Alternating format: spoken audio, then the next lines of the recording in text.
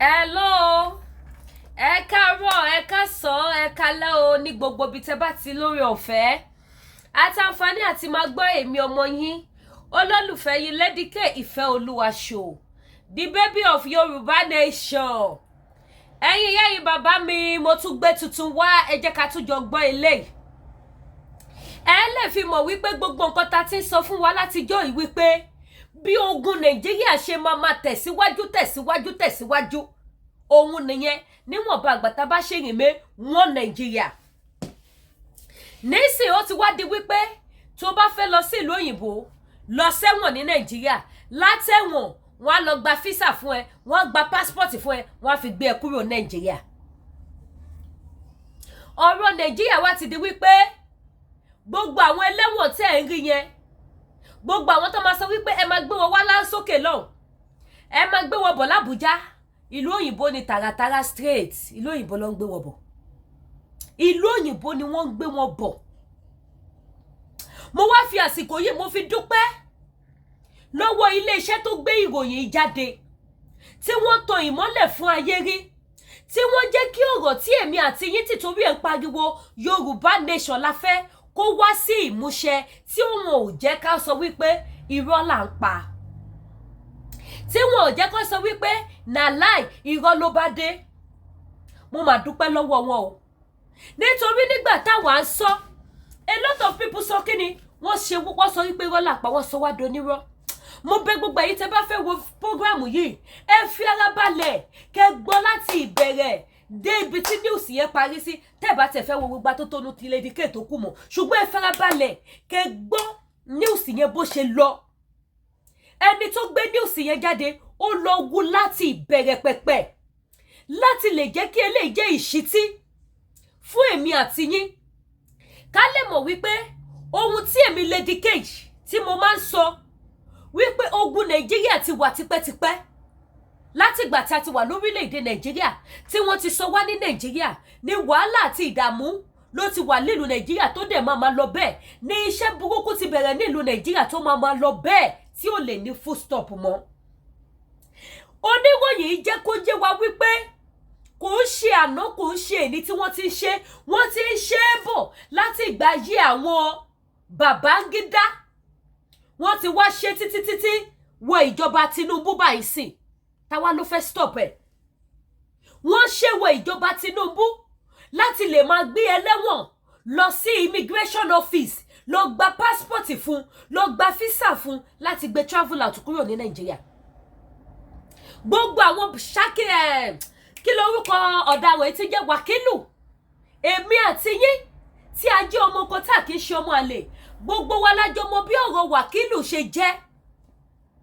Ìjà gbọ́n kankan nípa ọ̀rọ̀ Wàkílù mọ́, ta ló mọ̀ bí tí Wàkílù wà? Bóyá lọ́wọ́lọ́wọ́ bá ṣe ń sọ̀rọ̀ bí Wàkílù náà ti wà Canada, ta ló mọ̀? Àbí kó wà l'Amẹ́ríkà, àbí kó wà ní UK, ta ló mọ̀?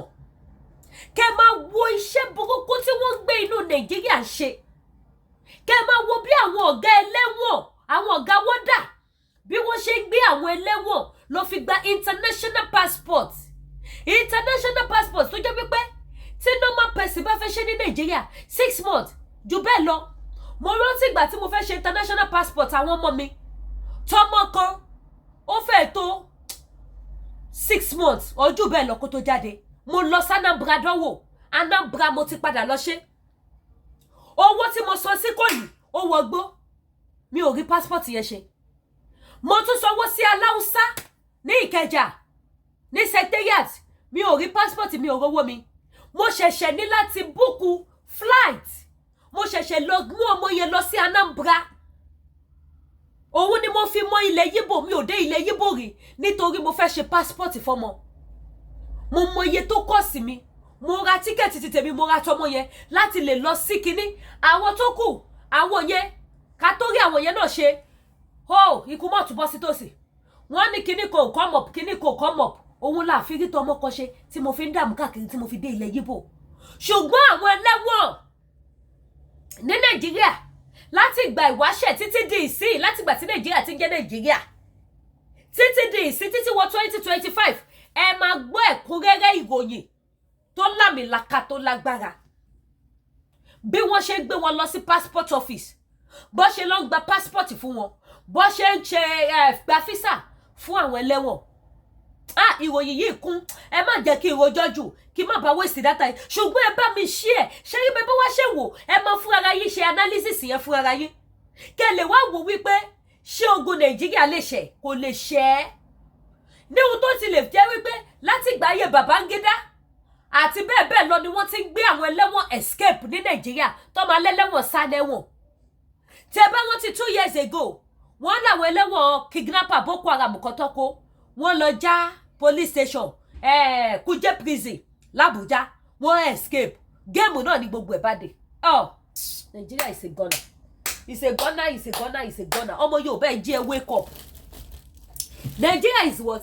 Nigeria is a gunner. Ọmọ Yorùbá ẹ jí ẹ wake up.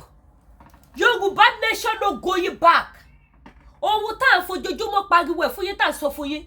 Ohun lẹ fẹ́ fi ti ara yín gbọ́. Ẹ wá bá mi fún ètò ìsíta.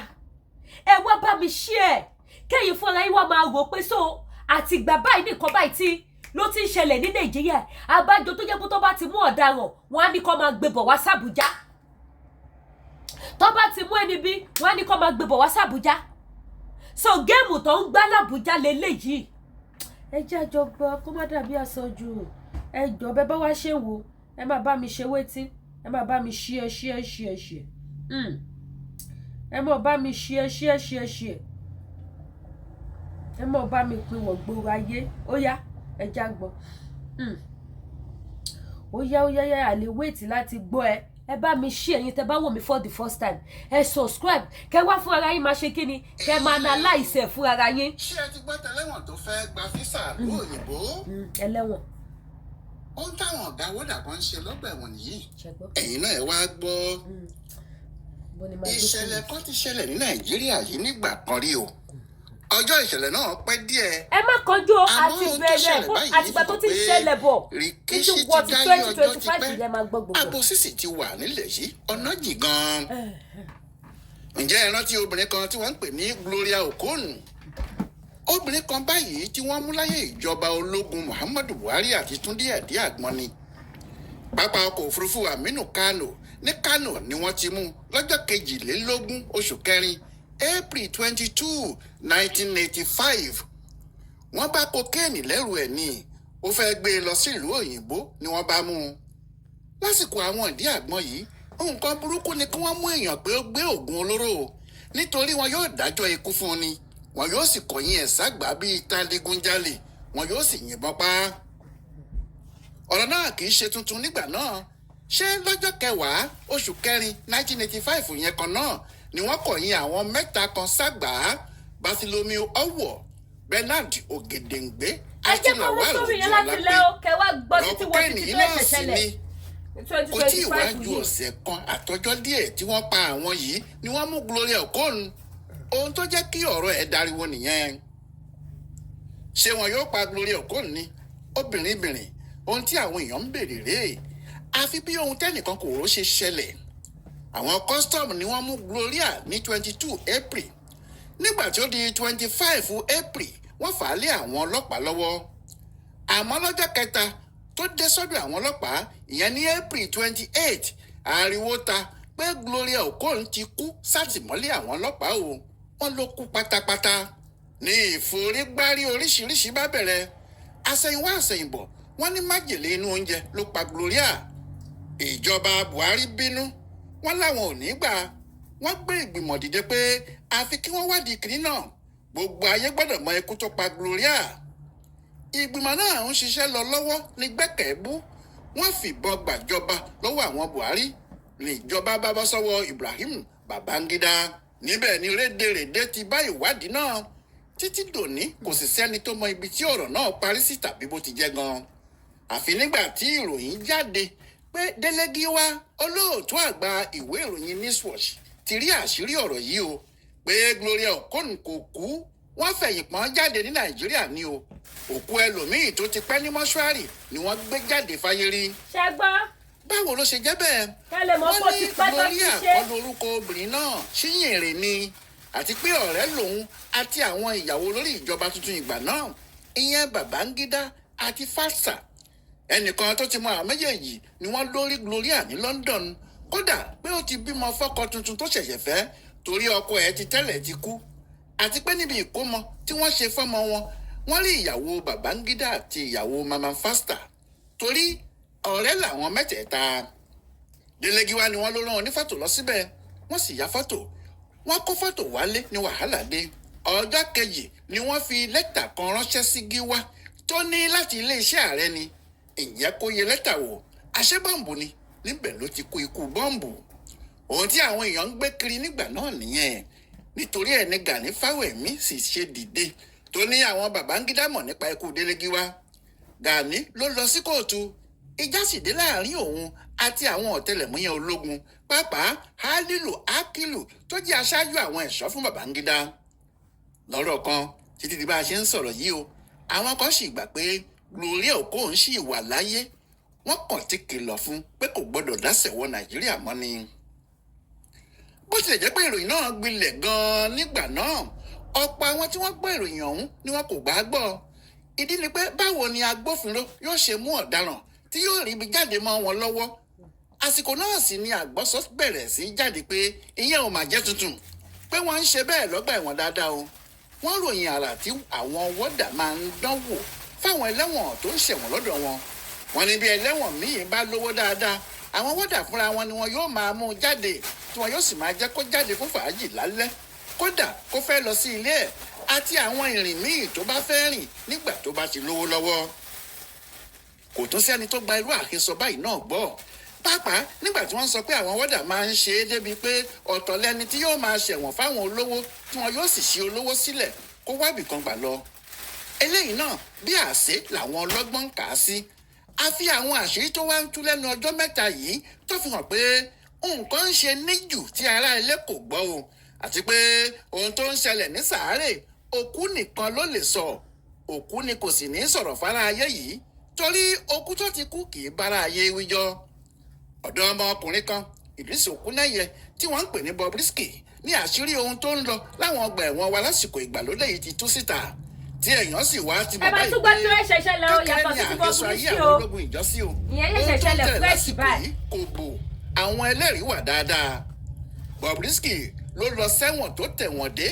Ọjọ́ 12 oṣù kẹrin April 12, 2024 ni wọ́n jù ú sẹ́wọ̀n oṣù 6 tí wọ́n ló ń ṣe owó náírà báṣubàṣu, tó sì jáde lẹ́wọ̀n náà lọ́jọ́ 5 oṣù kẹjọ 2024. Àmọ́ bí Bobrisky ti jáde lẹ́wọ̀n ló bẹ̀rẹ̀ sí jambula ẹnu, tó ń bá àwọn ọ̀rẹ́ ẹ̀ kan sọ̀rọ̀, tó sì sọ fún wọn pé ní tòun o, òun ò máa ṣẹ̀wọ̀n kankan.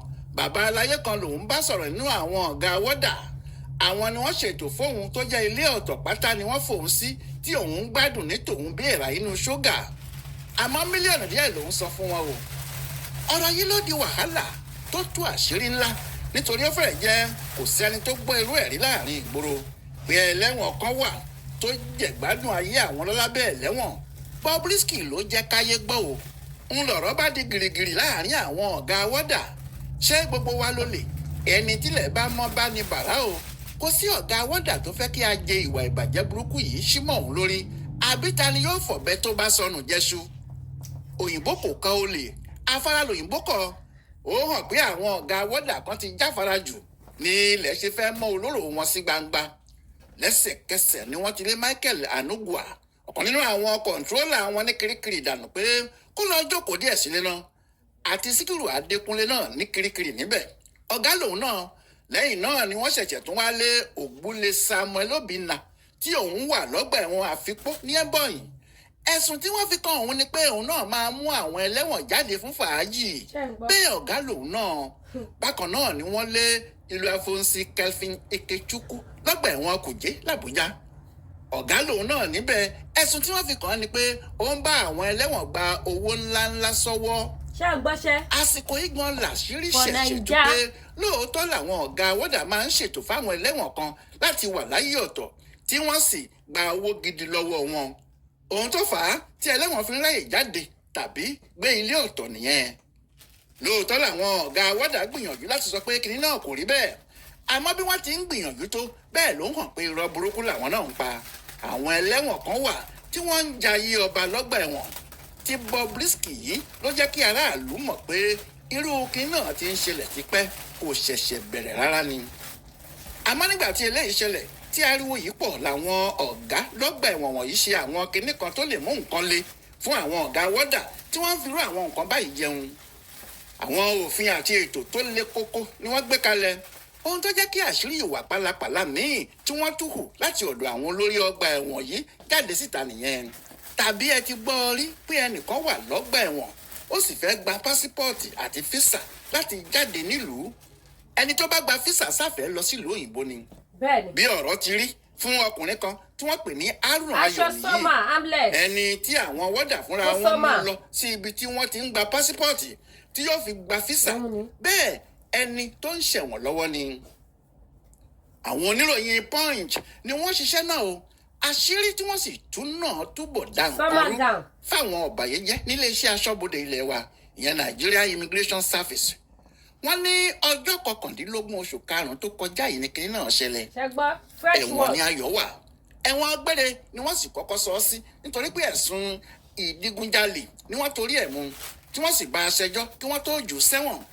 nígbà tí wàhálà àwọn èèyàn ẹ̀ pọ̀ wọ́n ní ìwà Ayọ̀dá lọ́gbà ẹ̀wọ̀n tó wà ni wọ́n bá dín ẹ̀wọ̀n ẹ̀ kù sí ọdún 21 years.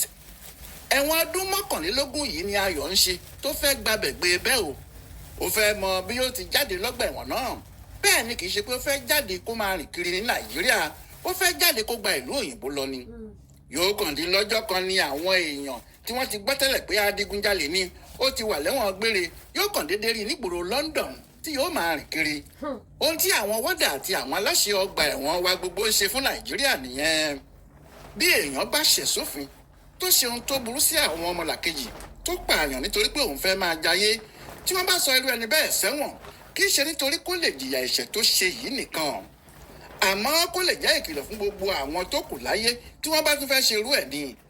ṣùgbọ́n nígbà tí èèyàn bá pààyàn tàbí tó ṣe àwọn ìwà burúkú míì tí wọ́n mú tí wọ́n sì jù sẹ́wọ̀n tó wá jẹ́ láti ọ̀dọ̀ àwọn ẹlẹ́wọ̀n tó ń ṣọ́ ọlọ́gbà ẹ̀wọ̀n ló ti lu ẹsẹ̀ gígùn àti agbára owó tí wọ́n fi yọ irú ẹni bẹ́ẹ̀ jáde tí aráàlú kò sì mọ̀ pé kò sí lẹ́wọ̀n mọ́ tí wọ́n lè pé ọ̀daràn wà lẹ́wọ̀n tí ọ̀daràn sì wà nígboro tó ń jayé ọba.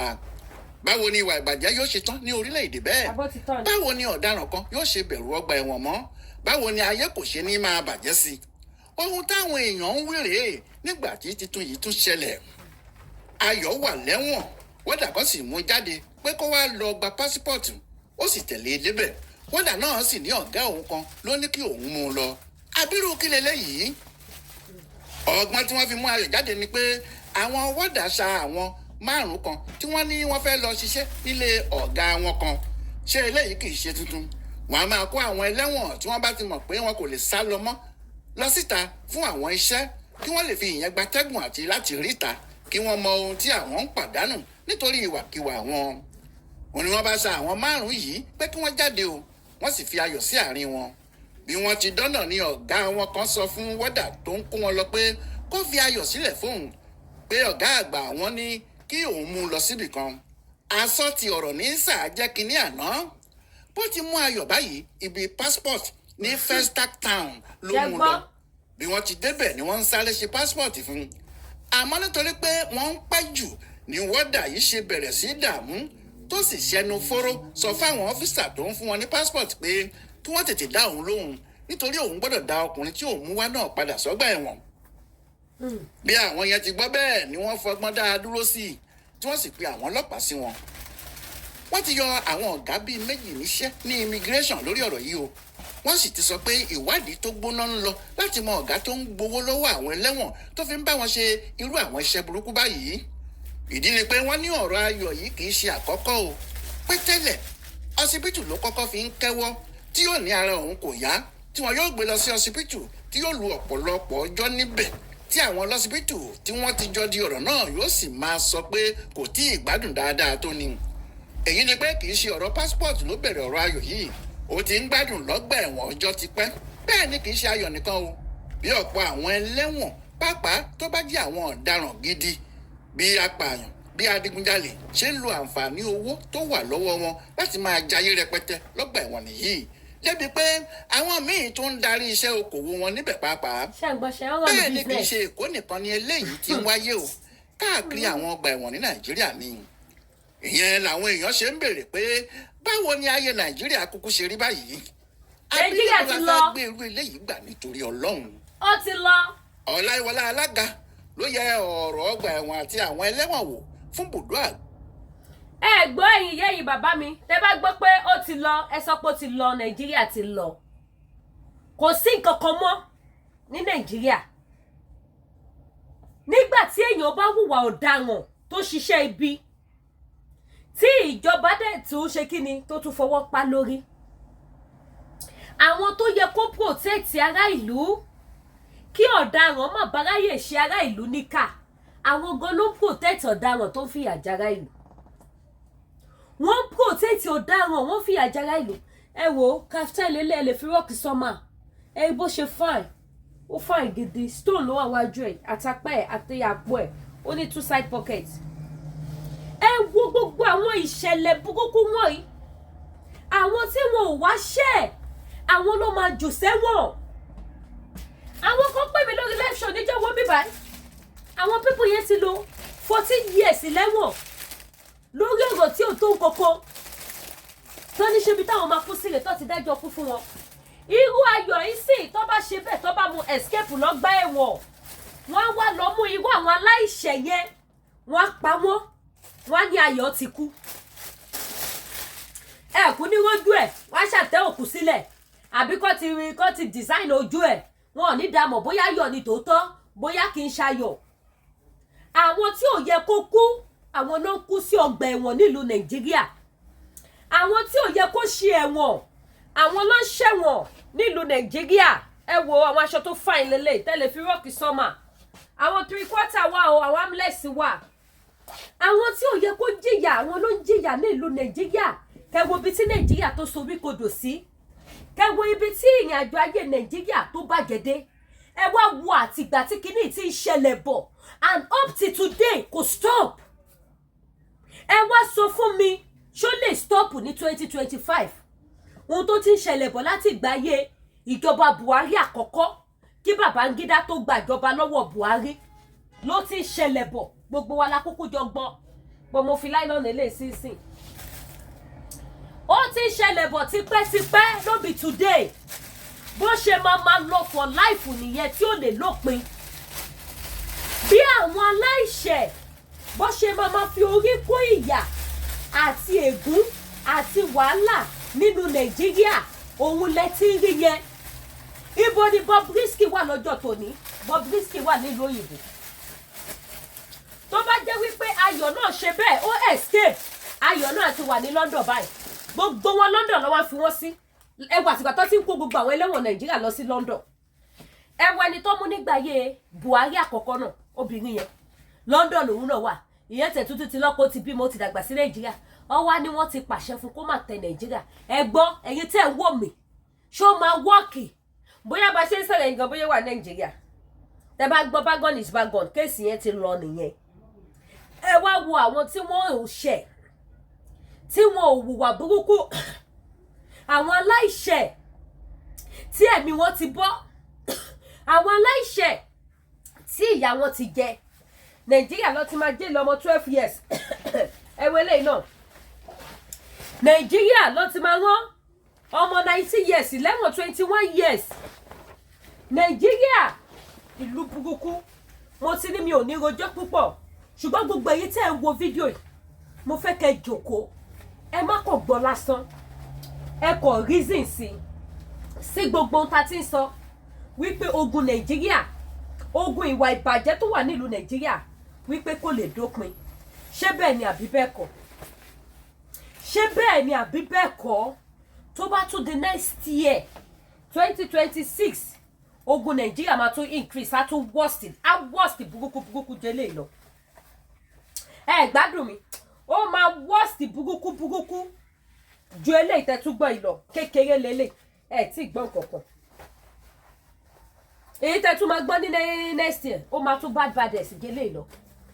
Bá ṣe wọ́n ń gbọ́ yìí kí ló ń dà sí ìlú ó ń ba ìlú jẹ́ ó ń fìyà jẹ mẹ̀kúnnù ó ń fìyà jẹ aláìní. Wọ́n sọ àwọn mẹ̀kúnnù sínú ìgbèkùn wọ́n sọ àwọn aláìní wọ́n sọ wọ́n sínú wàhálà àti ìdààmú.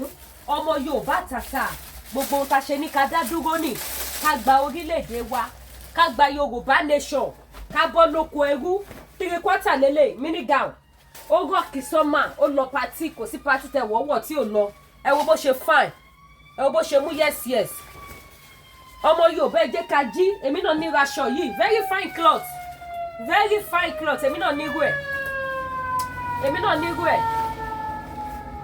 ẹ jẹ́ ká jí ẹ jẹ́ ká dá dúró gbogbo nǹkan tó ti bàjẹ́ ká tún ṣe nígbà tẹ́lẹ̀wọ̀n bá ń gbé lọ́tẹ̀lì tẹ́lẹ̀wọ̀n ń ṣe business tó sì jẹ́ pé ṣẹ́bi ló ṣe tó fi dèrò ẹ̀wọ̀n o kì í ṣe jẹ́ gidi ló ṣe o gbogbo àwọn tó ń mú fún cocaine where are they today ta ni àwọn godfather wọn gbogbo àwọn tó ń mú fún ọ̀rọ̀ cocaine ò ṣe cocaine nílùú Nàìjíríà ta ni godfather gbogbo wọn ṣe bá àwọn ìjọba yìí náà ni àwọn náà ni bàbá àṣàlẹ̀ wọn and this cocaine kí ló fi ṣe àìmọye ọmọ tó ti initiate sínú business cocaine tó ti ba ayé ẹ̀jẹ̀ tó ti fi pa ìdílé ẹ̀lẹ́kún nílùú Nàìjíríà àìmọye ọmọ mi tó jẹ́ wípé ọ̀tọ̀ lẹni tó gbé cocaine ọ̀tọ̀ lẹni tó máa ṣẹ̀wọ̀n nílùú Nàìjíríà náà ni Nàìjíríà my country ẹ̀yin yẹ́yìn bàbá ẹ wá raṣọ wípé tó jọ́ mẹ́ta tí mo ti display aṣọ torí kí dẹ̀ ló fà mí ò kí fẹ́ ká gbó láìlọ́ yẹn kó pariwo ẹ wo kaftan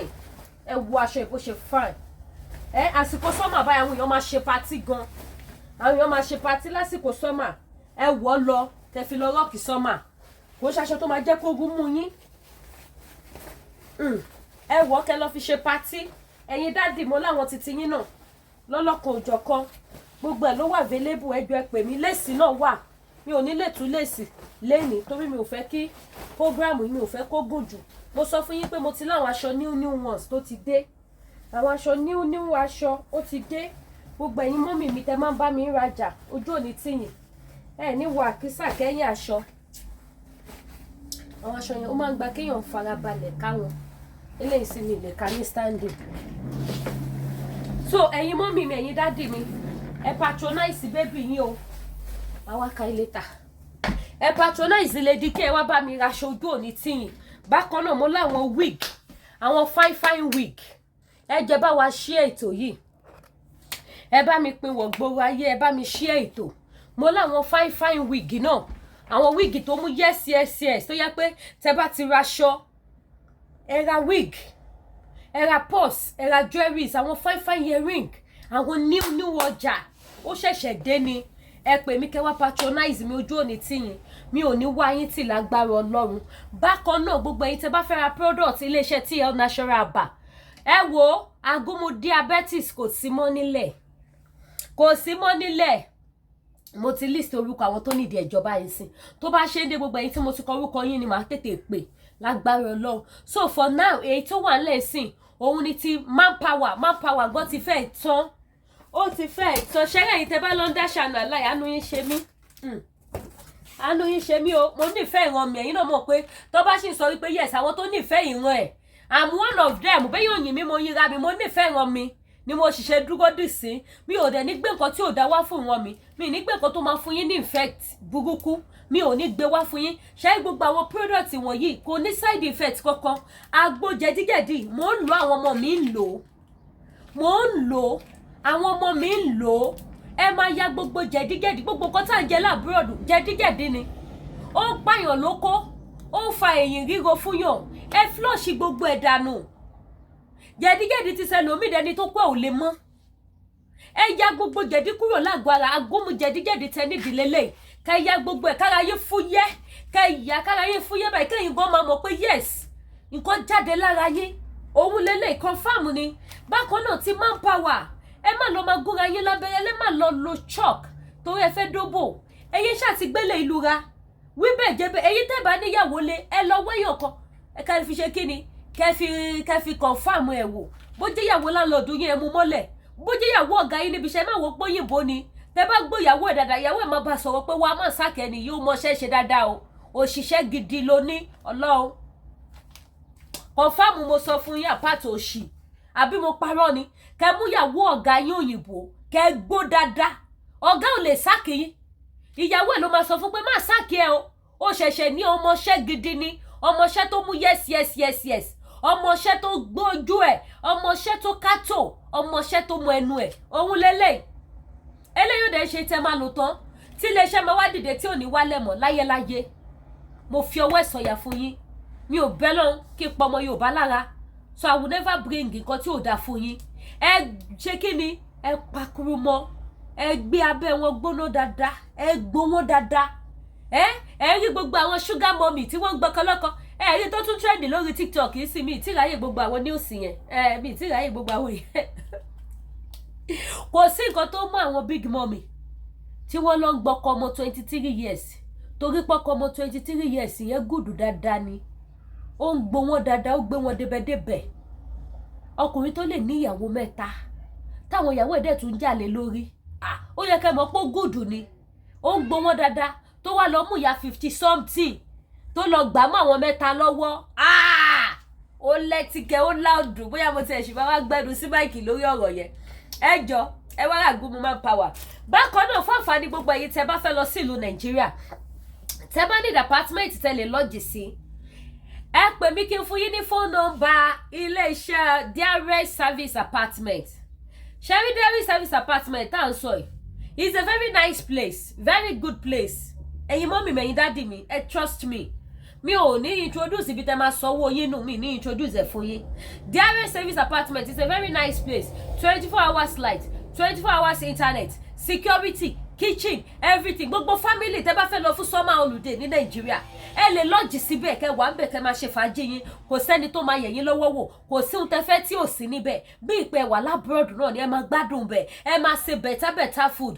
nínú apartment títí yín inú apartment yín ẹ máa ṣe oúnjẹ tó dáa each apartment ló ní kitchen toilet everything ó wà nínú each apartment hot water cold water ó wà ń bẹ̀ kò sí nǹkan tẹ́ fẹ́ tẹ̀ ní rí ẹ máa gbádùn ara yín dáadáa níbẹ̀ kẹfẹ́ ṣe àwọn bẹ̀tà oúnjẹ Nàìjíríà 30 mix àwọn ògúnfe aláwọ̀ àmàlà tewédú àti gbẹ̀gìrì ẹ̀fọ́ rírò ẹlẹ́mìí méje ẹ máa ṣe nínú apartment yín bẹ̀ kò sí wípé wọn lọ bá yín ṣe wọn gbé wá àwọn òṣìṣẹ́ wà ń bẹ̀ tẹ́ máa rán lọ sí ọjà nínú Ìkẹjà ń bẹ̀ just 2 minute drive sí International Mohammed Airport kó jẹ́ yín dádì nìkan gan lẹ́ ń lọ àwọn òṣìṣẹ́ wà ń bẹ̀ tó máa bá yín ṣe ọbẹ̀ tó da oúnjẹ tó da wọ́n bá yín dish ẹ̀ sínú freezer síbẹ̀ 24 hours light ló wà ń bẹ̀ kò sí pé mo ṣe wọ́n bá mi ṣe oúnjẹ ó bàjẹ́ àárín náà fi ṣe kò sí yẹn níbẹ̀ stand by everything ó wà ń bẹ̀ oúnjẹ yẹn wà ń bẹ̀ ní ìṣẹ̀lẹ̀ tí wọ́n fẹ́ jẹ ẹ gbé ọbẹ̀ yín síta ẹ microwave sẹ̀ ẹ jẹ bẹ̀tà sẹ̀mí yín ọkọ̀ yẹn balẹ̀ gba fresh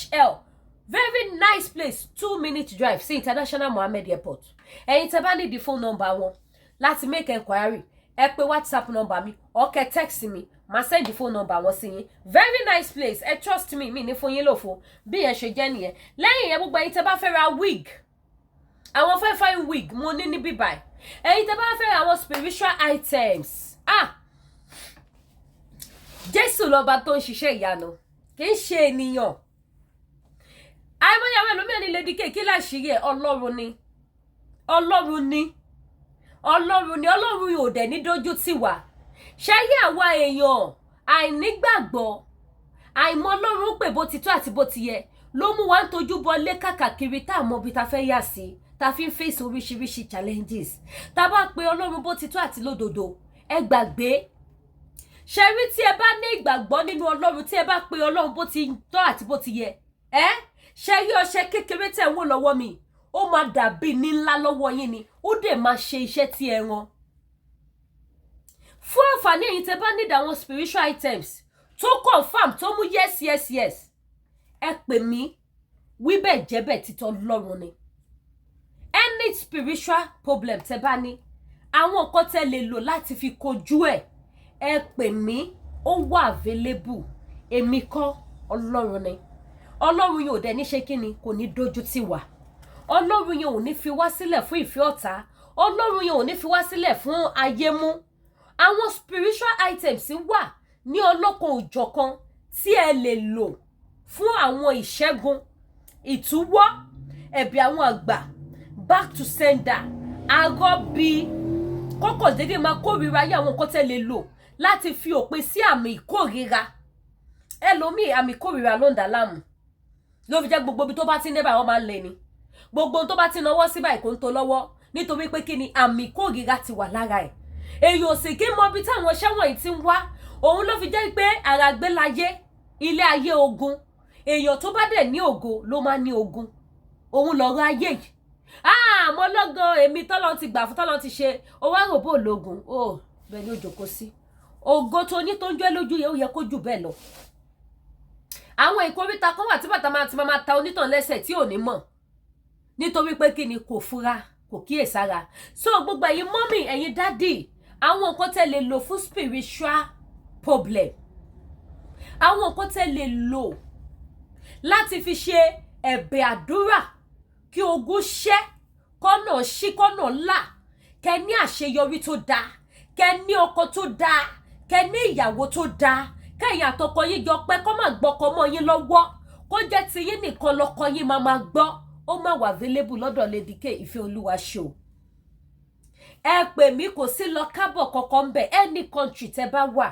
máa bá yín send ẹ̀ sí èmi ò parọ́ fún migration ohun tí n bá páàkì ni máa sọ fún wọn pé nǹkan tó wà ń bẹ̀ ni tó bá dẹ̀ ṣí tó máa bá ń bẹ̀ náà nìyẹn so mi ò lè send ẹ̀ sílùú báyìí kò ṣẹlẹ̀ any country máa bá yín send ẹ̀ sí and mo dẹ̀ fi ń dá yín lójú pé nípa ìfẹ́ olùgbàlà ẹ máa ní testimony ayọ̀ níwọ̀nba ìgbà tó jẹ́ wípé Ọlọ́run ni kì í ṣe ènìyàn ẹ ní testimony ayọ̀ gbogbo òkè ìṣòro yẹn ló máa di ìpẹ̀tẹ́lẹ̀ gbogbo ogun tó ń bá yín fẹ́ra gbogbo ogun tó ń dìde sí yín ilẹ̀ alanu á gbé ogun náà mì àwọn ọmọ Ísírẹ́lì bojú wẹ̀yìn wọ́n wá ogun Fáráò ṣègbè sínú òkun pupa bí ogun ayé mi àti yín ṣe máa ṣègbè nìyẹn sínú àdúrà nípasẹ̀ Jésù Kristi ọmọ Ọlọ́run so gbogbo èyí tẹ́ bá nídìí àwọn nǹkan spiritual items oil ni lọ́fíńdà ni nǹkan fà ni nǹkan arọ́bí ni àti bẹ́ẹ̀ bẹ́ẹ̀ lọ a lot of things tí mi ò lè mention lórí social media tó jẹ́ fún spiritual items nítorí wọ́n lóhun tá a bá fi pamọ́ ló níyì